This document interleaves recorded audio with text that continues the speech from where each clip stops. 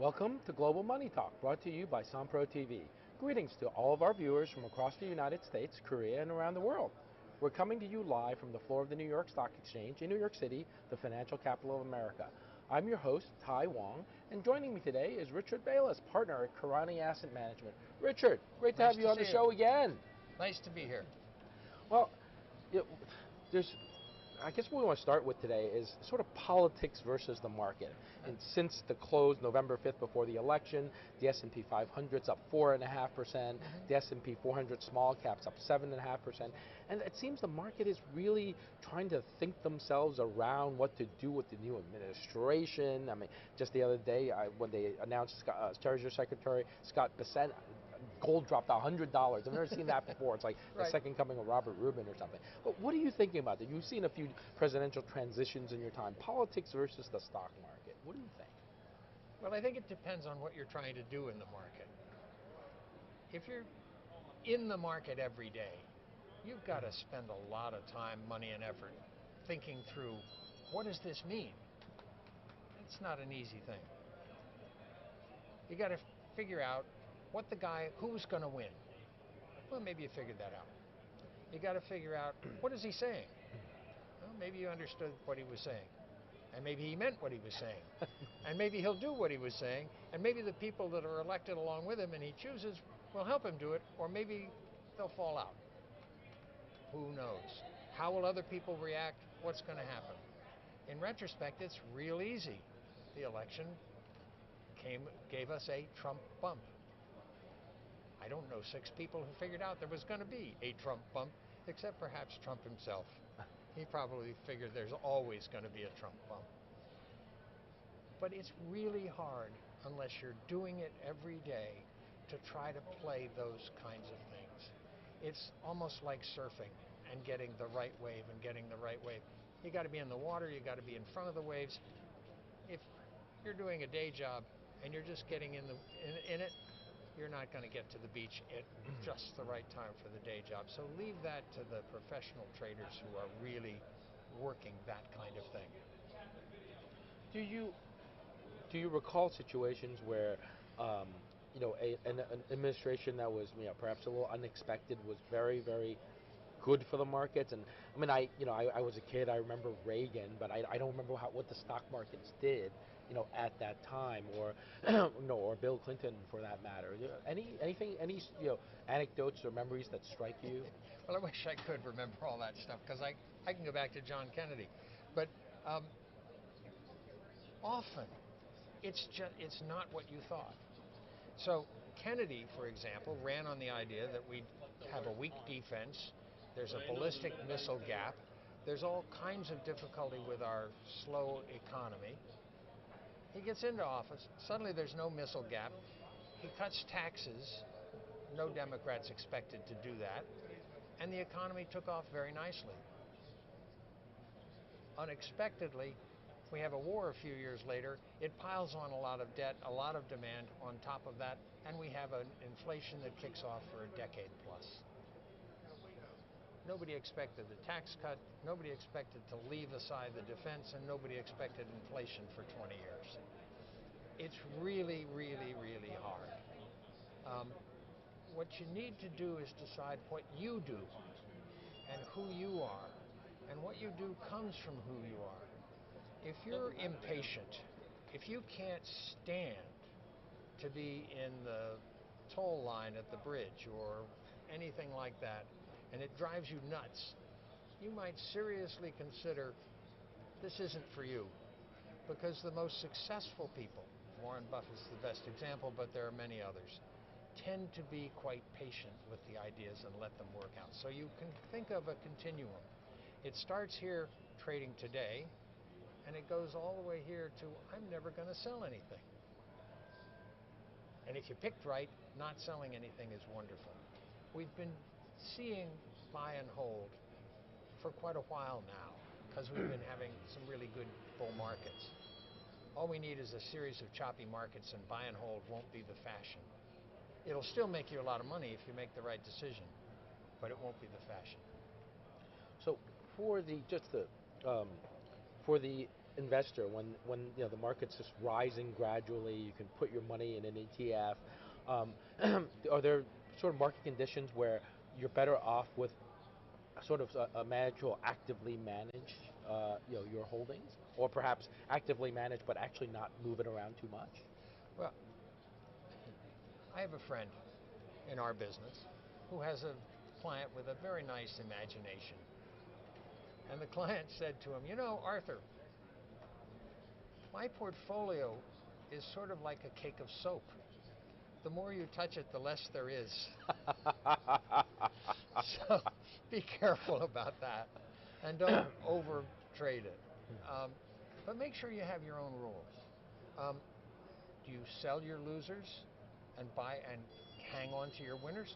Or do you do it the other way around? Do you try to be really tax efficient? Whatever it is you do, make sure it suits you and it's what you can do and what you can carry off. We don't know what the next year, 2 years, 5 years is going to look like. A prominent firm, I can't remember which one, said, it's only going to be 3% compounded for the next decade. It's been 10 for 75 or 80 years, but it's only going to be 3 now.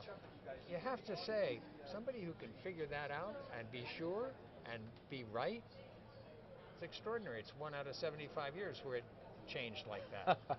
So, I think I remember the article. It may have been Morgan Stanley or possibly Goldman, but I think sometimes these forecasters, from time to time, they'll make an outlandish forecast, and they figure if it hits, I'm going to be famous for this. I'm going to be Abby Joseph Cohen and do my career on one call really helped make your career. Yeah. And if I'm wrong, they'll forget about it. Yeah, that's right. I think there's sometimes the honest ones will say these are not my baseline forecasts. These are sort of my wild forecasts. This could happen. Right, Yeah. And I think that's fun.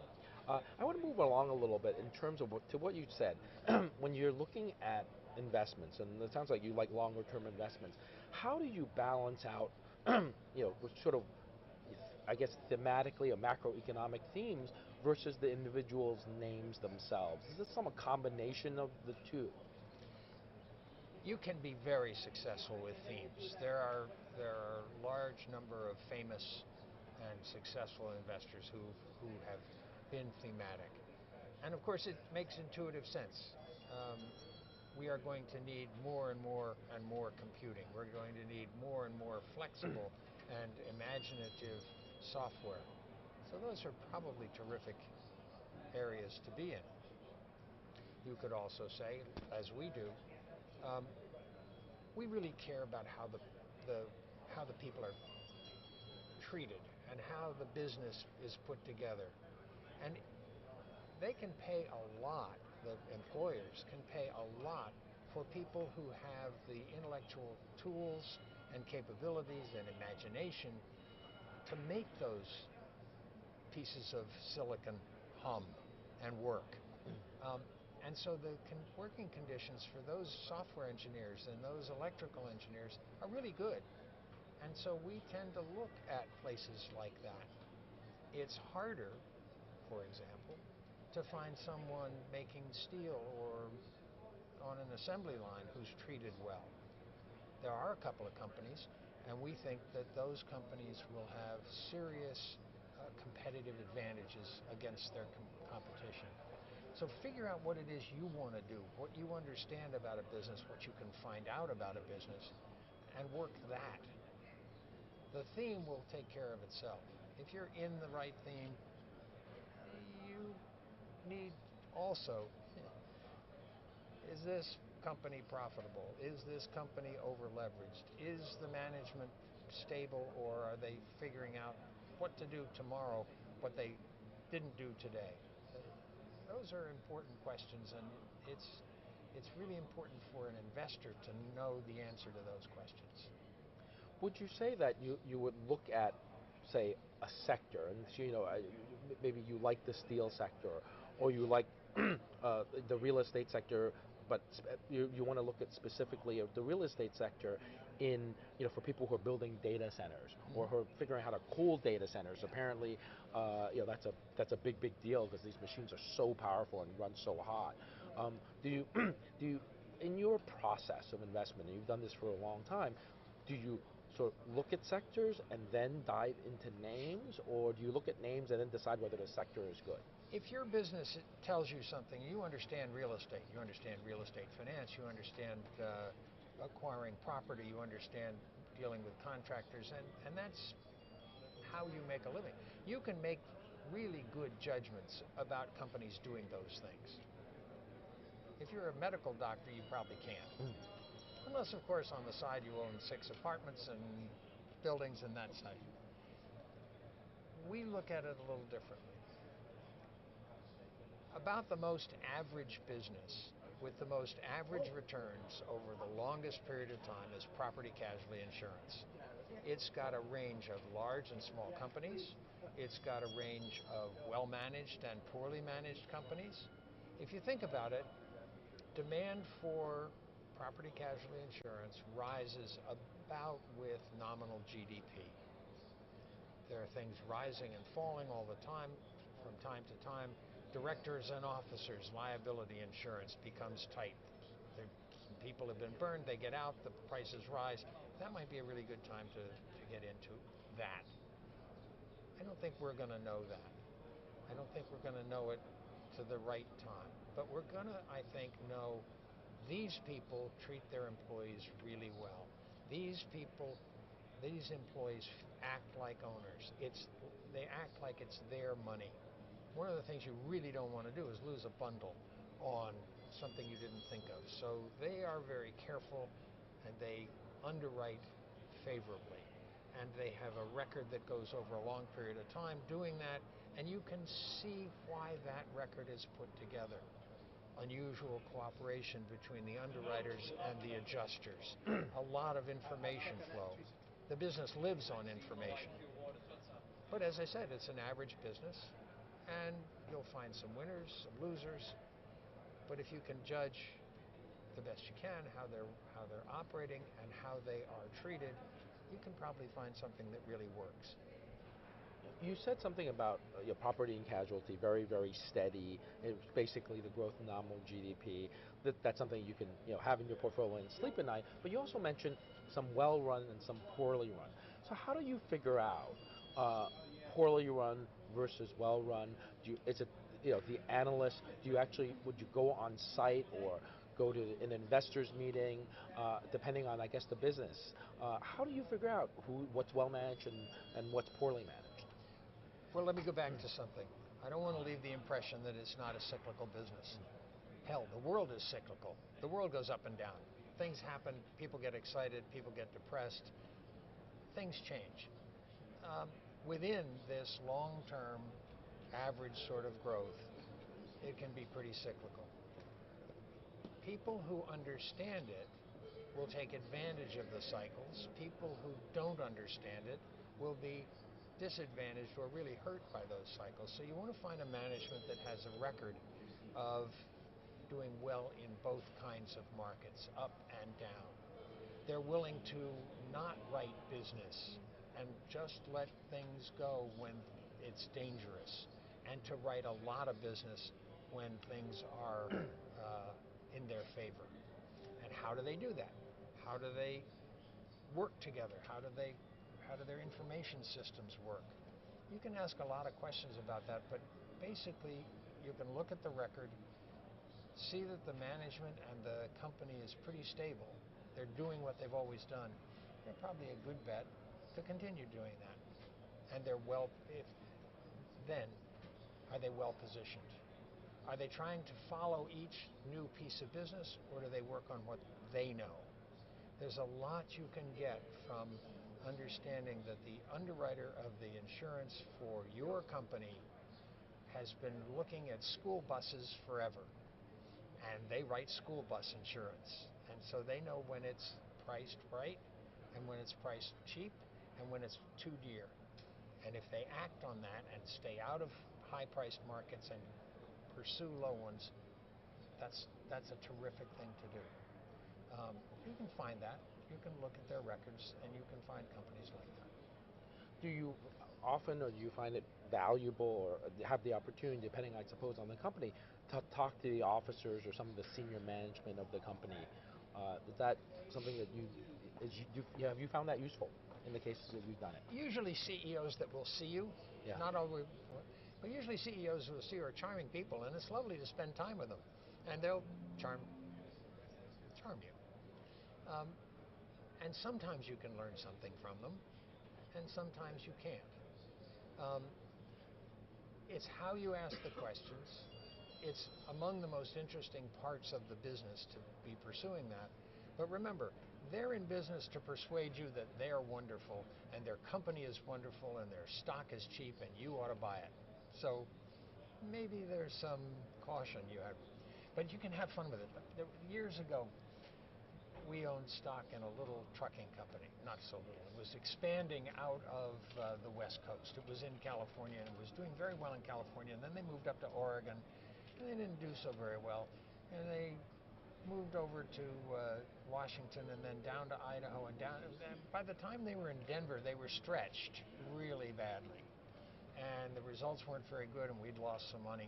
So we had a meeting with the CEO, and I asked him, You're going from here, from Washington to Idaho to Denver.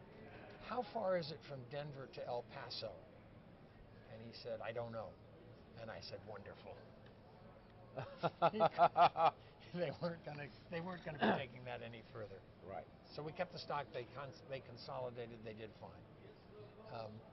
That's the kind of thing you can get out of a conversation. He wasn't telling me any inside information. He just didn't know where El Paso was, so you could draw the conclusion that they probably weren't expanding down there. They were going to consolidate. As I say, that's what's fun about. That's fascinating. Some of the things that you can sort of get out if you ask the right questions. If you ask the right question. I learned that because I'm in the business of asking questions. Right? Yes. Questions are I think questions are a little easier. Answers sometimes not so much. Yeah. So when you I guess one question is interesting for me is you do a lot of fundamental research. You look at the names that you hold pretty well. Do you have what's the exit strategy, or is there one where do you think I've made enough money on this, or is it it went from 11 times earnings to 30 times earnings, and I think it's overvalued? What's the thought process about exits? You're asking a different question as well. So the answer to the different question is, about the hardest thing in our business is holding on to a great business for a very long period of time, because there will come times when it appears to be overpriced, and you'll say, oh, we could really lose our shirts in this business, in this stock, because somebody will wake up and say it's too expensive. Company going through that right now is Hermes. We bought Hermes, the French luxury company. Yeah. And there are all sorts of questions about luxury. For example, if you go back 15 years, there was no China, and it's a huge part of their demand today. And maybe it's shaky. So what are they going to do about that? Oh, and by the way, sometime last summer was trading above 50 times earnings. Now it's trading at the mid-40s. And that's about as low as it's gotten over a long period of time. So you have to make two questions. You have to decide two things. Will they keep or replace China? Or will China be in some difficulty? Think about tariffs, think about world trade, think about trade wars. Is that durable? Will they replace it? Will India become a source of several hundred really rich to well-off people? Do I pull back? Do I sell a little? Do I wait for it to be cheaper? I really want to keep it for the long run. There are several, which we don't need to go into right now, there are several marvelous aspects of the business, but I'll just tell you one. My favorite is it's run by a family if you're in the family, and they're one of their flagship products is saddles for horses. It's an ancient product. It's not so much in sales now. Every one of those kids, when they were in their 20s, had to learn how to make a saddle stitch that lies flat, that is strong, that gives. They're never going to use that as executives. They're not going to be artisans. They're going to be executives. But they have to understand how the business works. If you didn't pay attention to that kind of detail for the people running the business, it might not do as well. But your question was, what do we do about it? Should I buy back the half of the stock I sold? And some days I want to, some days I don't want to. Some days I think patience is really important. Some days I think, as you said, you don't want to let it get away from you. Well, I got some, so I'm fine. So we'll see whether we buy some more anytime soon. That's actually a great example, and I know I've been listening to this Acquired podcast. It's a brilliant podcast. These guys seem to do a lot of fundamental research. Sometimes they're a little bit of a cheerleader, for what they, sort of. I don't know if this is sort of, the company capturing them or a little Stockholm syndrome or whatever it might be. Yeah. But very interesting things, and they said LMVH was a great business, but as you mentioned, thematically, China under Xi and this new administration of Xi is not what it was between 2002 and 2022. And he could be around for another 20 years. Luxury and conspicuous consumption is sort of out. And thematically, that could be quite problematic for an Hermes or an LMVH. Can India replace them? It's a great name, but boy, is it? Are the it's a great boat, but is sort of the current going hard in the other direction? Yeah. Well, the current may be going against them for a while, but Yeah. one of the things they've demonstrated is pricing power. They've raised prices twice the rate of inflation over the last 7, 8, 9 years. They may not be able to do that in the future, and if they can't, will it be worth 40 some odd times earnings? That's a big premium multiple. But if they can continue to raise at some level, if they can continue to search out other markets, and China hasn't died, there are still wealthy people in China. There are still people whose families built factories, and those factories became prosperous, and they may not walk out on the street with an Hermes scarf, but they kind of like wearing them when they go to France, and they will be going to France. So it's important to think through these questions and come to a conclusion that satisfies you, and stay pretty much with your conclusion. Don't be stubborn. Don't never change your mind, but get to a conclusion where you're not going to be shaken out of your stock easily. Right. So, we have a bit of time left, and I want to get into sort of your thinking. I guess you've gone through a lot of it, but your thinking process. Is there rubrics or a certain framework that you found throughout your career that have been very useful? What are those, and how have you tweaked them or changed them over time? one of the more famous rubrics, and everyone should have them. They're fairly simple descriptions of how you think about the world, how you think about business. Everyone should have them. One of Warren Buffett's is, when you own shares in the low-cost producer in an undifferentiated large market, you have something really special. He had a slightly different, he uses, when he's pressed, a slightly different example. There are a lot of companies that make candy. He uses See's candy. But he points out that every year after Christmas they raise the price. Sometimes it's a lot, sometimes it's a little, but the price doesn't really matter to the customer. The customer is only going to buy candy on 3 occasions: Christmas, Easter, and when they're in trouble with their spouse. So how often do those things happen? The last one could be quite a bit. Yes. So an undifferentiated candy.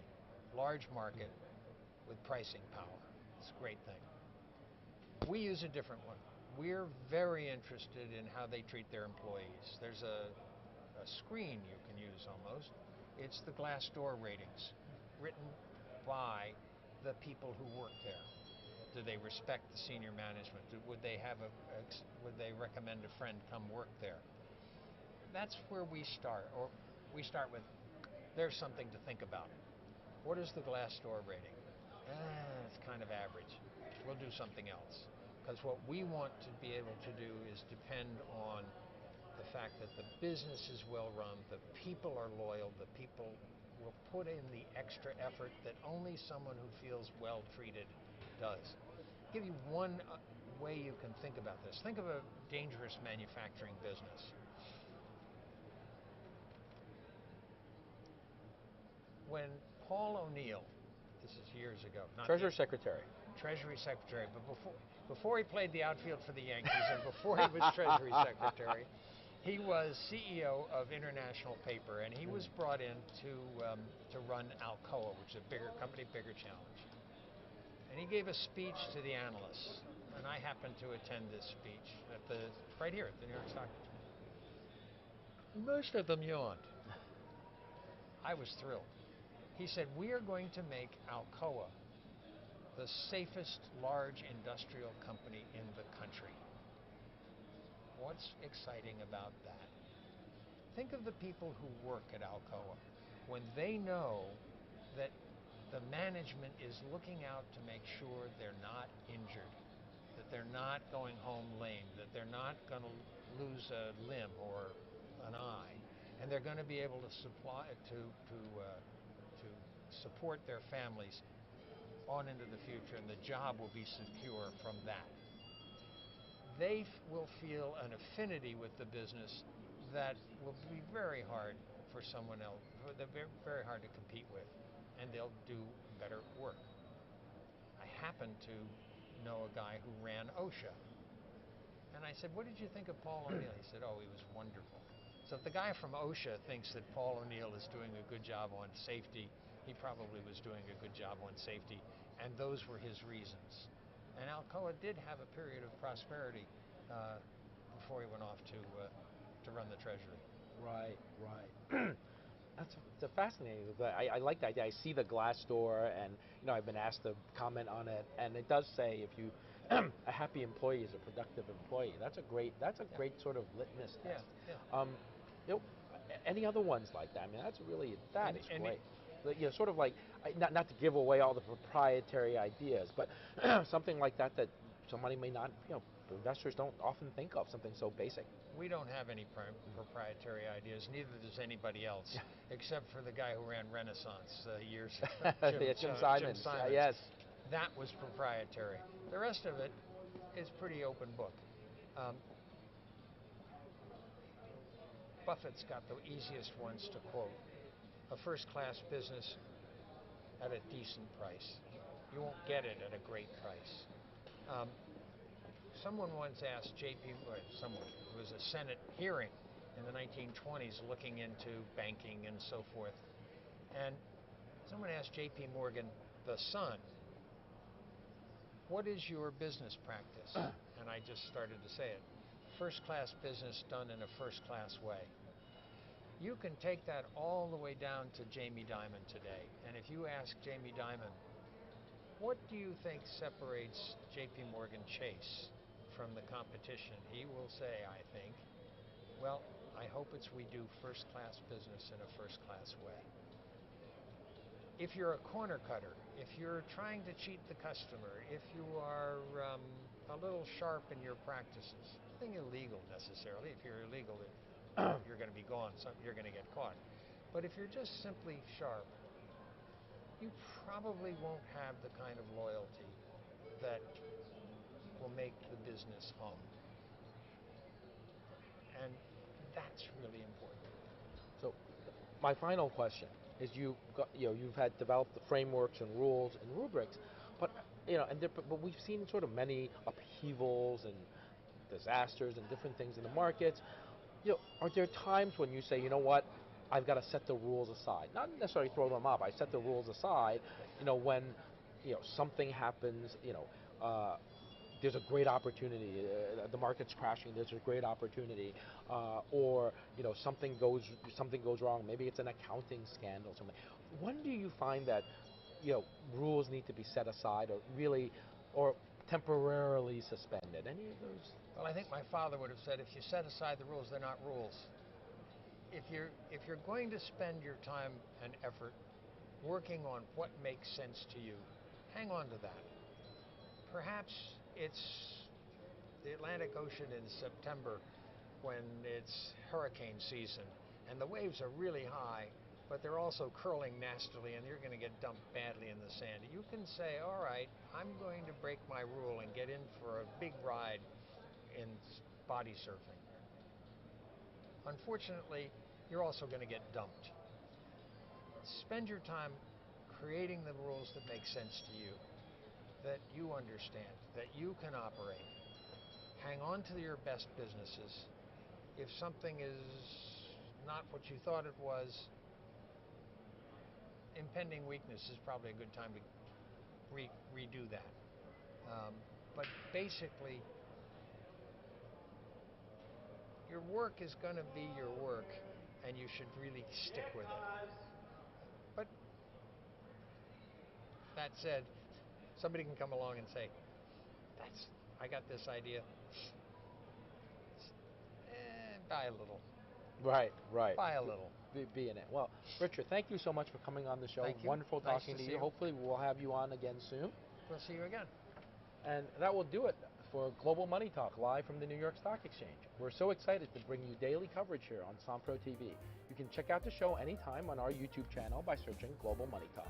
Thank you so much for joining us. We'll be back here tomorrow. Have a great day.